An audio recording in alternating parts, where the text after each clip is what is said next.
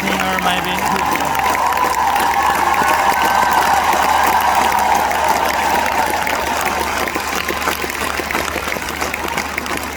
Dabar pasveikinti visus kviečiame Lietuvos Respublikos kultūros ministrą Simoną Kairį.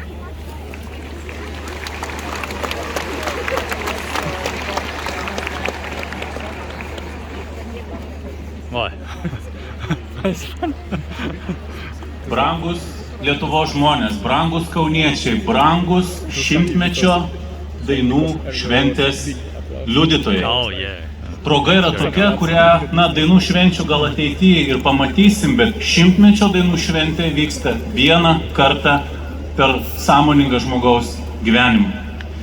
Ir šiandien čia stovėdamas aš tikrai jaučiu, kad čia, Kaune, Dainų slėny, šiuo metu yra didžiausia įmanoma bendrystės ir optimizmo koncentracija.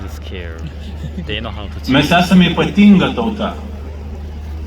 Mes esame tie, kurie negriauna, bet kuria, kurie negrobia,